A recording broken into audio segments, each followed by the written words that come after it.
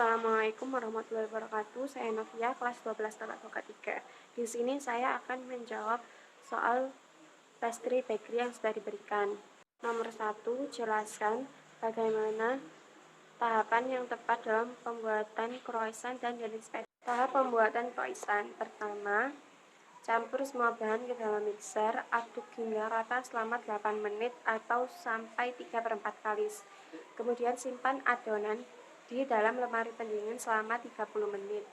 Selanjutnya, lipat korslet dalam adonan menggunakan lipatan tunggal, lalu biarkan adonan di antara lipatan dan pembentukan sekitar 15-20 menit dalam lemari pendingin.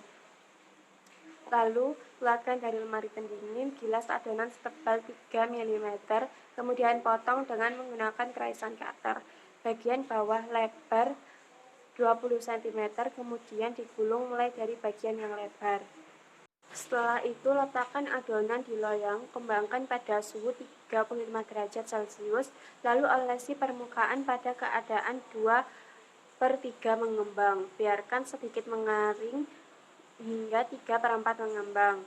Lalu yang terakhir, panggang croissant dalam oven dengan suhu 210 derajat Celcius sampai 220 derajat Celcius. Waktu pemanggangan selama 15-10 menit. Tahap pembuatan denis pastry. Pertama, campur semua bahan ke dalam mixer, aduk hingga rata selama 8 menit atau sampai 3/4 kali. Kemudian simpan adonan di dalam lemari pendingin selama 1 jam. Keluarkan adonan dari lemari pendingin, lalu gilas membentuk persegi 4. Letakkan lemak pelapis korslet di tengah adonan. Lipat keempat adonan ke arah tengah membentuk amplop. Kemudian gilas kembali membentuk persegi panjang, lalu lipat sepertiga adonan ke tengah, lalu lipat kembali sepertiga bagian sisi adonan ke tengah sehingga saling menumpuk atau lipatan tunggal. Setelah itu masukkan adonan ke dalam lemari. Selanjutnya, keluarkan adonan dari lemari pendingin, panaskan oven pada suhu 220 derajat Celcius, lalu roll kembali adonan menjadi persegi panjang atau kotak dengan ukuran 7 cm. Lalu beri isi topping dan olesi permukaan dengan telur yang sudah dikocok agar mengkilap.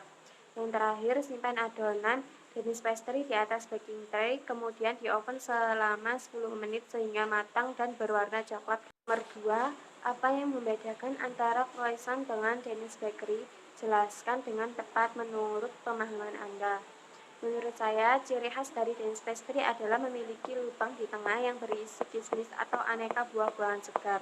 Maka dari itu, denis pastry cenderung lebih identik dengan rasa manis dibandingkan croissant yang sering diberisikan bahan asin dan gurih seperti beef, tuna, sosis, dan isian lainnya.